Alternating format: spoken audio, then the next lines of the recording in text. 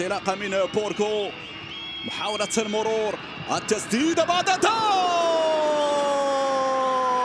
روعة يانيس، روعة يانيس، السوبر يانيس، السوبرمان يانيس، يطير هنا ويتصدى لكرة، يحلق عاليا يانيس من الشاوش في تصدي خرافي. في كرة الآن تلعب هنا بقدم جسيم، جسيم بالراس، لا زالت هل فيها لمسة يد؟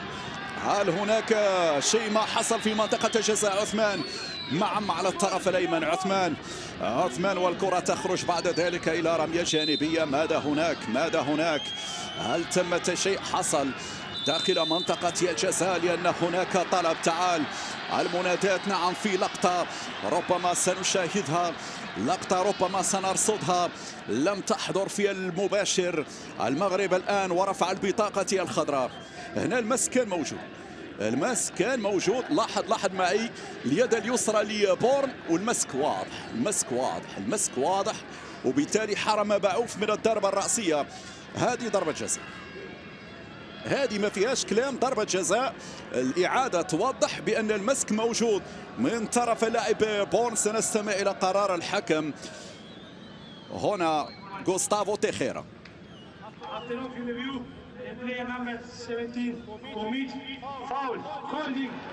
إذا ضربة جزاء، نعم ضربة جزاء قلنا مشاهدينا الكرام. إذا السابري يتقدم، نعم الشباك تهتز، قدم السابري من ركلة جزاء تمنح التقدم للنخبة المغربية بعد مجهودات منذ بداية المباراة. هنا الإنصاف يأتي بالإعلان عن ركلة جزاء، ومع الركلة يأتي الجديد، ومع الركلة تهتز الشباك، ومع الركلة نعم يتواصل هذا الحلم، حلم البحث عن المجد. وقلت بأن الوجود هنا في كأس العالم لم يعد استثناء، بل أصبحت قاعدة مع هذا الجيل، جيل الشباب اللي يرفع الراس، جيل اللي يعتبر مصدر الفخر. هنا السابري يفتتح العداد، هنا السابري يفتح الأبواب نحو لماذا المباراة النهائية، باب الطريق نعم إلى المباراة النهائية. من هنا كانت البداية، وهنا قصة التحدي. يبدأ السابري من خلال ركلة الجزاء، جول 1-0 للمغرب. هنا اللمسة من ياسين خليفي، هجمة منسقة، عثمان معمة، عثمان دخل، عثمان توغل، عثمان غير معقول.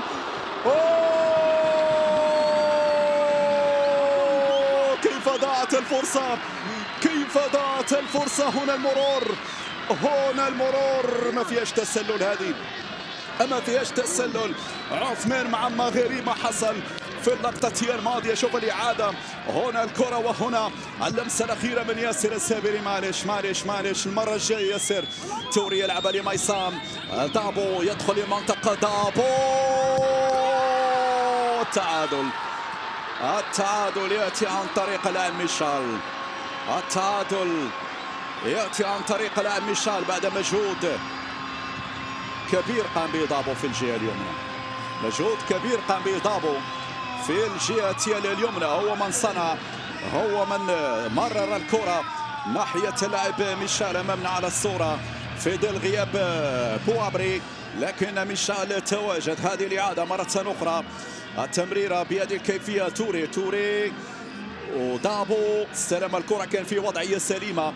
هي العرضية، تأخر مجني بعض الشيء، تأخر مجني في رصد تحرك اللاعب ميشال وحتى باعوف. هنا في نهاية المطاف المسؤولية مشتركة في الهدف، الكل من الزواني ترك له المجال، ثم باعوف، ثم مجني في نهاية المطاف. 1-1 الآن في صفوف المنتخب. برايم غوميس يدخل، عبد الكريم، نعم إذا فعلا المصباحي عبد الكريم يدخل في هذه اللحظات مكان ابراهيم. لاحظ بانه اليوم في تغييرين على مستوى حراسه المرمى. بدا يانيس وكملوا ابراهيم غوميس في هذه اللحظات. فعلا يتم اطلاق الصافره ونهايه المباراه في الوقتين الاصلي والاضافي بالتعادل، هدف مقابل هدف في مباراة فعلا عشنا فيها على أعصابنا، في مباراة مثيرة وفي مباراة كان فيها الصراع البدني هو الأكبر. بيوكو يسعد، بيوكو يتقدم، بيوكو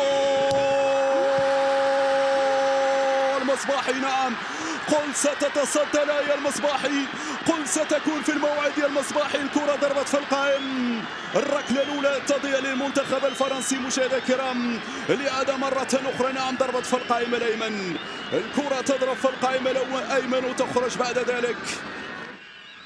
حموني يتقدم، الحموني ضيع. اوه يا الحموني، اوه يا الحموني، اوه ضيعت يا الحموني.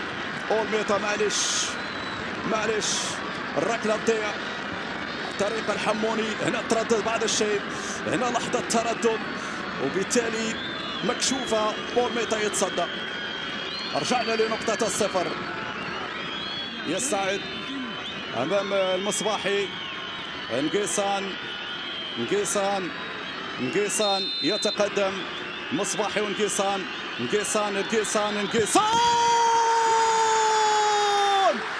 المصباحي يا بطل، المصباحي يا كبير، المصباحي يا كبير، يطير بنا نحو النهائي. مشاهدينا الكرام، هكذا نعم كانت النهاية سعيدة، هكذا كانت النهاية سعيدة يا سادة يا كرام. هذا ليس استثناء بل هي قاعدة. نعم المغرب حاضر بقوة في هذا المونديال. نعم الحلم أصبح حقيقة، الحلم أصبح حقيقة يا ناس، الحلم أصبح حقيقة يا ناس. نعم نطير إلى المباراة النهائية. نعم هنا نحلق عاليا في سماء تشيلي بذكريات البرقادي المصباحي، بذكريات البرقادي المصباحي. هنا نعلي الراية المغربية، هنا نسعد بهذه المباراة البطولية. هنا المغرب فعلها وليعبد الطريق إلى المباراة النهائية.